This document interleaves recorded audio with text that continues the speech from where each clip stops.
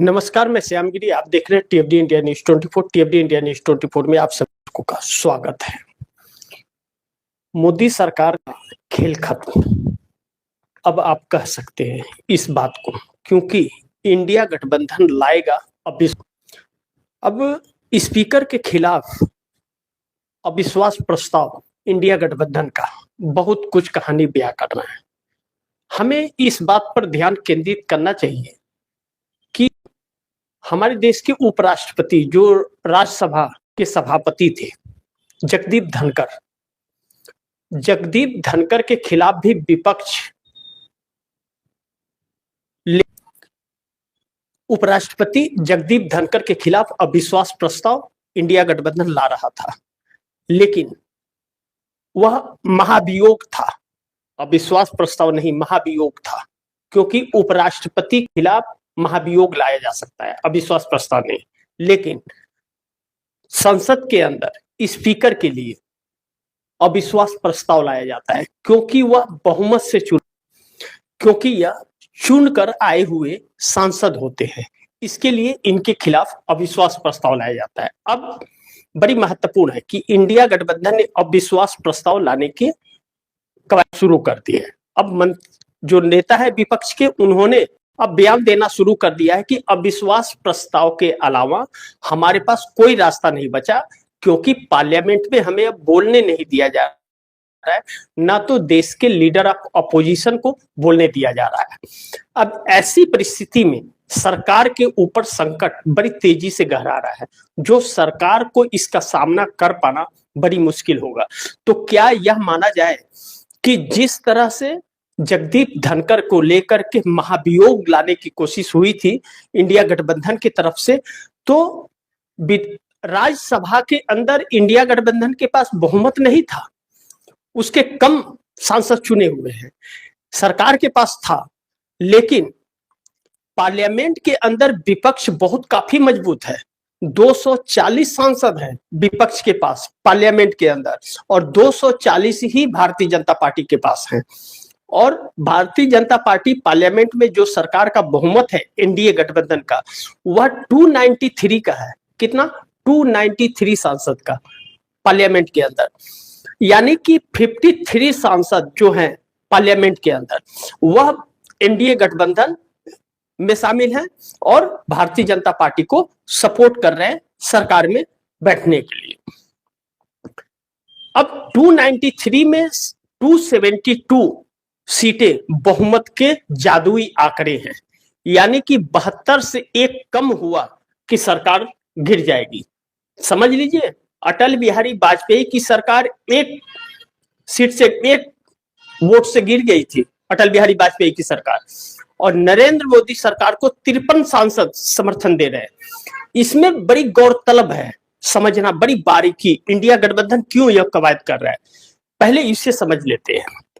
जैसा मैंने कहा आप दर्शकों को कि मोदी सरकार का खेल खत्म, इंडिया गठबंधन लाएगा अविश्वास प्रस्ताव, जो इंडिया गठबंधन के नेताओं ने बयान देना आधिकारिक तौर पर अब शुरू कर दिया। पार्लियामेंट के बाहर निकल करके आज सांसदों ने, जब स्थगित हो गया पार्लियामेंट, नहीं चला, तो आकर के बाहर उन लोगों ने बयान दिया कि अब अविश्वास प्रस्ताव के अलावा हमारे पास कोई रास्ता नहीं बचा।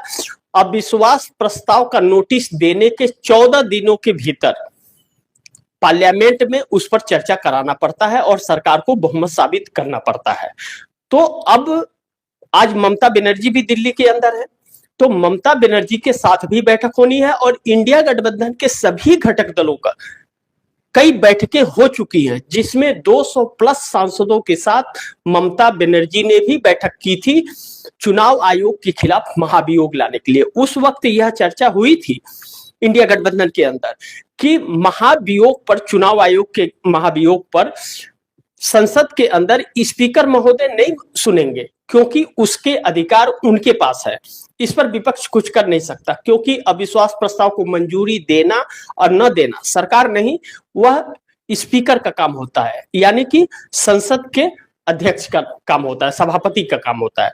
तो ओम बिरला के रवैये जो है वह निष्पक्ष तो है नहीं, तो वह मानेंगे ही नहीं महाभियोग को, और 200 प्लस सांसदों का हस्ताक्षर हो चुका था। अब ऐसे में जब लीडर ऑफ अपोजिशन को नहीं बोलने दिया जा रहा है पार्लियामेंट के अंदर, तो पूरा विपक्ष एकजुट हो गया है और बोलने के लिए तैयार नहीं है।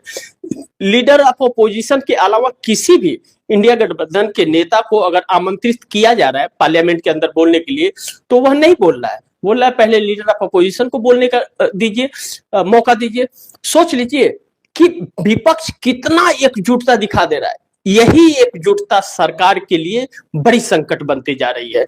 ऐसे में अविश्वास प्रस्ताव आने के कई सारे मतलब हैं जो आप दर्शकों को जानना बहुत जरूरी है। अब हम क्या यह मान लें कि ओम बिरला जो स्पीकर हैं, सभापति हैं पार्लियामेंट के, उनकी कुर्सी चली जाएगी, अब उन्हें इस्तीफा देना पड़ जाएगा और कोई और चुना जाएगा।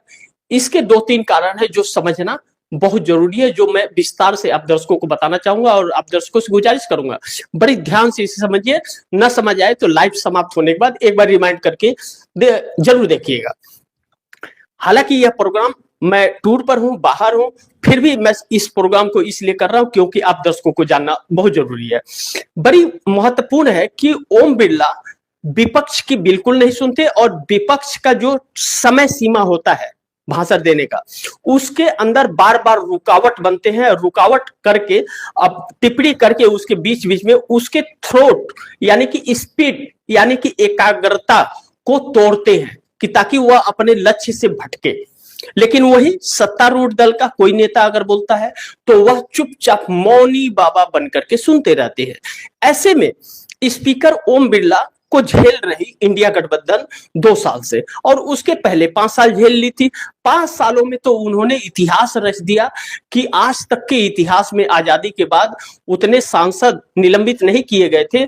146 सांसदों को निलंबित करके और नए नए कानून पास किए गए थे पार्लियामेंट के अंदर, जो इतिहास के पन्नों में काले अक्षरों में लिखे जाएंगे। स्पीकर ओम बिरला की कहानी जब लिखी जाएगी। अब बड़ी महत्वपूर्ण यह है कि जब लीडर ऑफ अपोजिशन को नहीं बोलने दिया जाए तो कोई भी इंडिया गठबंधन का बोल नहीं रहा है, यानी कि स्पीकर जो है वह निष्पक्ष नहीं है, और स्पीकर निष्पक्ष नहीं है तो फिर सरकार निष्पक्ष नहीं है। इसका मतलब यह होता है क्योंकि जिस तरह से स्पीकर ओम बिरला के जगह जो दूसरी संध्या कुमारी आई हैं, संध्या जी आई स्पीकर की कुर्सी पर, तो राहुल गांधी ने जब ओम बिरला का हवाला दिया कि उन्होंने बोलने की इजाजत दी है, तो फिर संध्या जी ने किरण रिजिजू जो संसदीय कार्य मंत्री है उनके तरफ देखा। आप दर्शक संसद टीवी पर जाकर के यह देख सकते हैं, वह अंश देख सकते हैं संध्या जी का जो स्पीकर की कुर्सी पे आई। फिर किरण रिजिजू ने सर हिलाया तो संध्या जी ने भी सर हिला दिया, यानी कि सरकार स्पीकर को आदेश दे रही है आपको किसे बोलने देना है किसे नहीं बोलने देना है। यानी कि सरकार यह जानती है कि लीडर ऑफ अपोजिशन को नहीं बोलने देंगे तो इस वक्त इंडिया गठबंधन एकजुट है और वह कोई बोलेगा नहीं, पार्लियामेंट स्थगित हो जाएगा, न सवाल होगा न जवाब देने पड़ेगा। लेकिन विपक्ष सवालों का जवाब चाहता है। इसके लिए विपक्ष के पास एक ही रास्ता बचता है और वह रास्ता आकर के अविश्वास प्रस्ताव के पास टिकता है। अब देखना यह बड़ी महत्वपूर्ण होगा कि जिस प्रधानमंत्री जब राष्ट्रपति के अभिभाषण पर शाम 5 बजे पार्लियामेंट में बोलने वाले थे तो नहीं आए। स्पीकर ओम बिरला पतली गली से निकल गए कि कांग्रेस की महिला सांसद वह प्रधानमंत्री के ऊपर हमला कर सकती थी। एक बहुत अहम सवाल खड़ा होता है कि क्या हमारे देश का सबसे महत्वपूर्ण अंग जो पार्लियामेंट है उसके अंदर 144 करोड़ लोगों के प्रतिनिधित्व करने वाले नेता 553 संसद में बैठते हैं, जब वह पार्लियामेंट सुरक्षित नहीं है तो देश का कोई भी कोना सुरक्षित नहीं है इस देश के अंदर। इससे यह साफ साबित होता है। सरकारें कोई भी रहे, चाहे हम अटल बिहारी वाजपेयी की बात कर ले, पीवी नरसिम्हा राव की बात कर ले, चाहे चंद्रशेखर की बात कर ले, इंद्र कुमार गुजराल की बात कर ले, चाहे बीपी सिंह की बात कर ले, राजीव गांधी, इंदिरा गांधी, किसी की भी बात अगर हम कर ले, मनमोहन सिंह के कार्यकाल की बात कर ले, तो सत्तारूढ़ दल से विपक्ष सवाल पूछता रहा है और विपक्ष प्रदर्शन करता रहा है पार्लियामेंट के अंदर भी और बाहर भी, और सरकार जवाब देती रही है। सरकार कुछ सवालों के जवाब नहीं देती लेकिन 60 to 65% सवालों का जवाब देती है, और जो उलझता है विपक्ष के साथ सत्तारूढ़ दल बैठ करके मीटिंग करके उस पर क्या काटना है क्या रखना है, एक समीकरण बनाते थे, एक समझौता होता था और उस कानून को पास किया जाता था। लेकिन यहाँ पर अब जो 14 के बाद परिस्थितियां चली है, विपक्ष को अपना दुश्मन समझती है सरकार और विपक्ष से कोई राय नहीं लेती, विपक्ष का कोई पक्ष नहीं सुनती, कहने के बाद भी नहीं सुनती, उस पर पर्दा डाल देती है। ऐसे में आज देश के लोकतंत्र पर क्या ना कि धब्बा आ रहा है, उस पर आंच आ रही है, यह चीज बड़ी महत्वपूर्ण है। दूसरी चीज, विपक्ष जब अविश्वास प्रस्ताव लाएगा तो विपक्ष का अविश्वास प्रस्ताव लोकसभा स्पीकर ओम बिरला के खिलाफ होगा। ओम बिरला को स्पीकर पद पर बने रहने के लिए उन्हें 272 बहुमत का जादुई आंकड़ा चाहिए, यानी कि 272 वोट चाहिए। 272 वोटों में एक वोट भी कम हुआ तो उन्हें इस्तीफा देना पड़ेगा और इसका मतलब यह होगा कि हमारे देश के प्रधानमंत्री के पास बहुमत नहीं है, फिर ऐसे में प्रधानमंत्री को इस्तीफा देना पड़ सकता है। ऐसे में सरकार हिल गई है इस बात से, क्योंकि जो ममता बनर्जी पर्दे के पीछे से भारतीय जनता पार्टी को कहीं ना कहीं सपोर्ट किया करती थी, इंडिया गठबंधन का हिस्सा रहने के बावजूद वह ममता बनर्जी इंडिया गठबंधन की अगुवाई में लग गई हैं और वह एनडीए गठबंधन के सहयोगी दलों के संपर्क में आ गई हैं। ऐसे में इंडिया गठबंधन एकजुट हो गया है।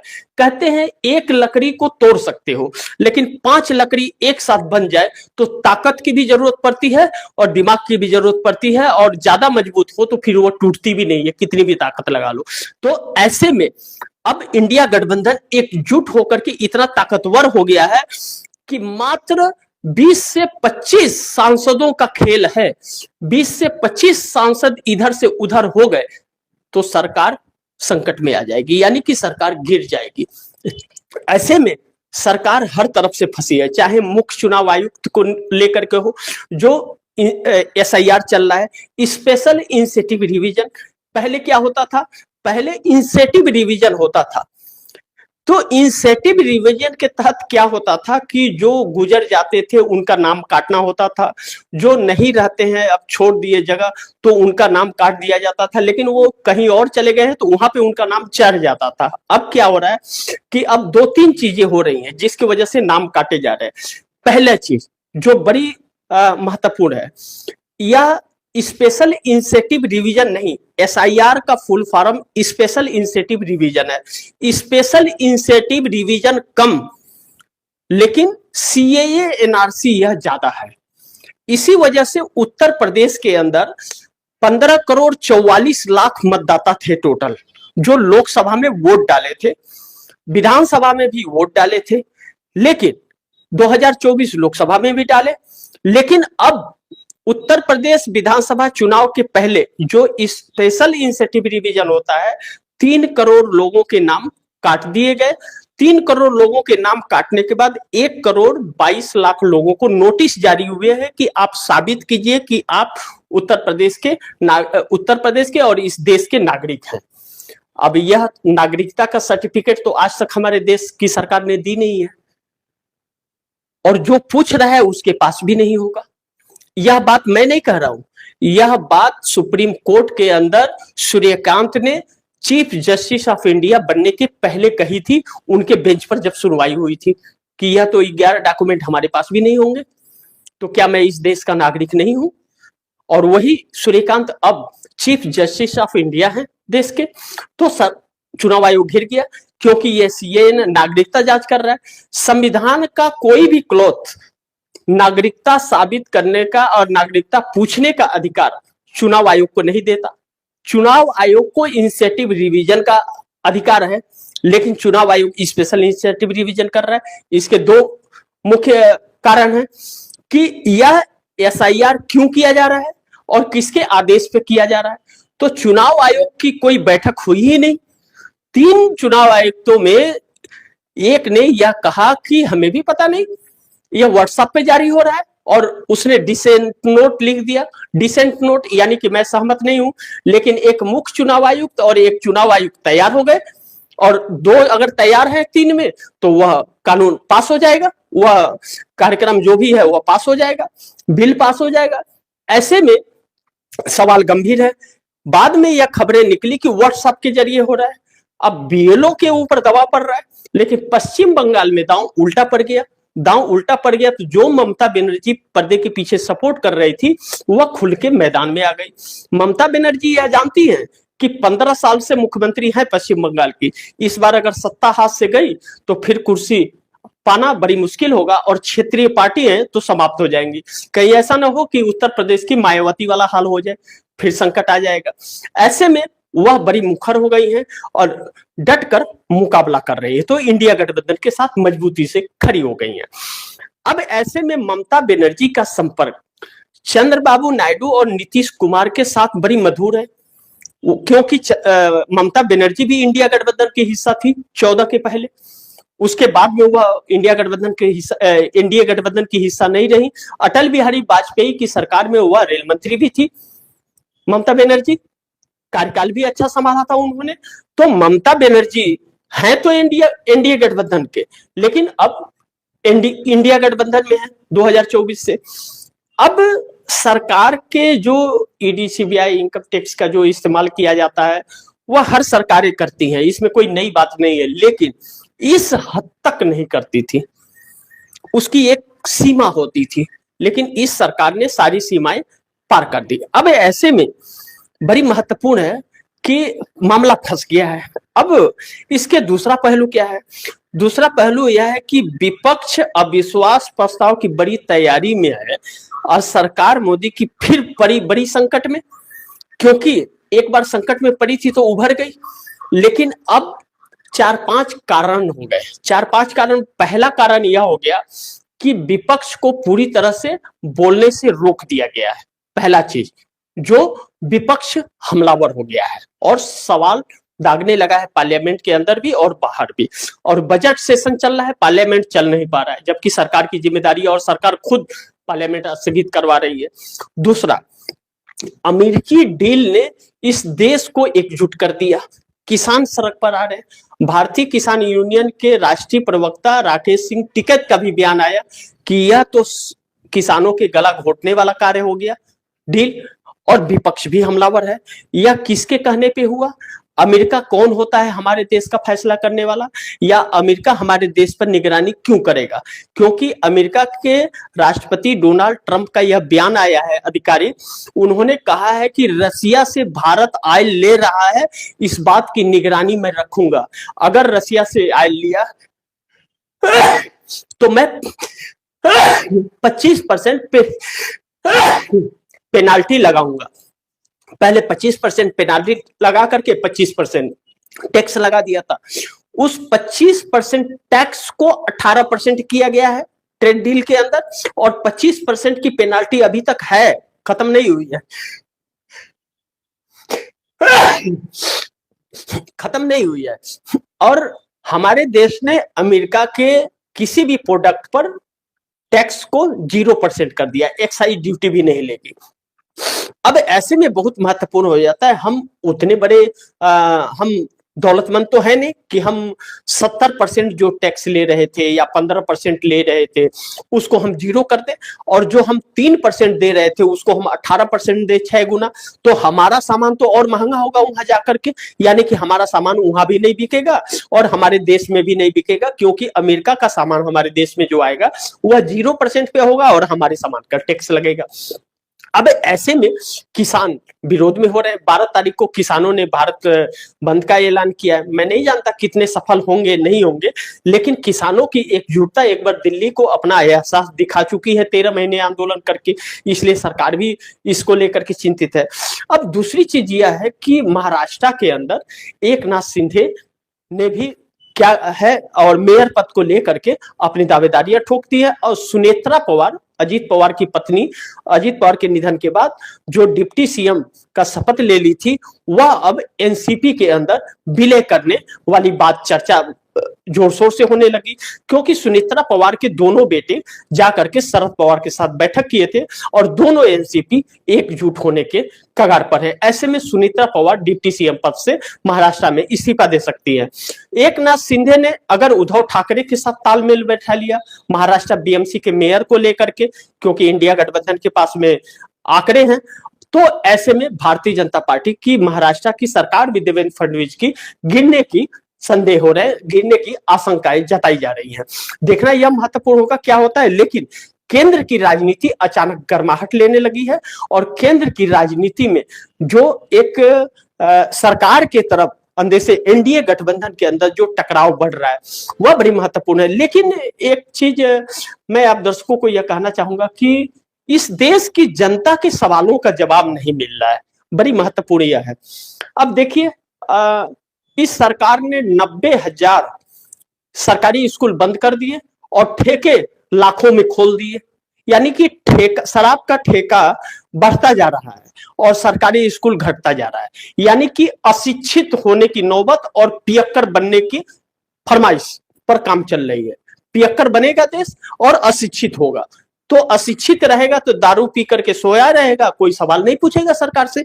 मतलब तो यही है ना। ठीक है, आप रेवेन्यू कमाने के लिए सरकार दारू के ठेके बढ़ा रही है, लेकिन शिक्षा संस्थान को बंद कर रही है क्योंकि शिक्षा को फिर फंड न देना पड़े, तो अशिक्षित ही होंगे ना। तो ऐसे में सरकार बहुत बुरी तरह से घिर गई है और आने वाला वक्त इस सरकार के लिए बहुत बड़ी संकट बन सकता है, इस बात से इनकार नहीं कर सकते। बाकी अब इंडिया गठबंधन की आज नेताओं ने यह बयान दे दिया कि हमारे पास अविश्वास प्रस्ताव लाने के अलावा कोई रास्ता नहीं है, और बैठक जो कल सुबह इंडिया गठबंधन की होने वाली है और रणनीति तैयार होने वाली है वह बड़ी महत्वपूर्ण होगा। देखना यह दिलचस्प होगा कल की बैठक से क्या निकलता है। जो भी खबरें निकलेंगी आप दर्शकों तक मैं पहुंचाऊंगा। तो मैं आप दर्शकों से इजाजत चाहूंगा। आज प्रोग्राम मैंने छोटा किया क्योंकि हम लोग बाहर हैं, इस समय फील्ड में निकले हुए हैं, तो इसके लिए छोटा प्रोग्राम किया, उसके लिए माफी चाहूंगा। लेकिन आप दर्शक अपनी नजर खबरों पर बनाए रखिए और गुजारिश करूंगा इस खबर को ज्यादा से ज्यादा शेयर कीजिए, अपने दोस्तों को भी कहिए आगे शेयर करें। और आपने अगर टीएफडी इंडिया न्यूज़ 24 को सब्सक्राइब नहीं किया, सब्सक्राइब कर लीजिए, अपने दोस्तों को भी कहिएगा सब्सक्राइब करें। मिलते हैं अगली खबर के साथ, तब तक के लिए नमस्कार।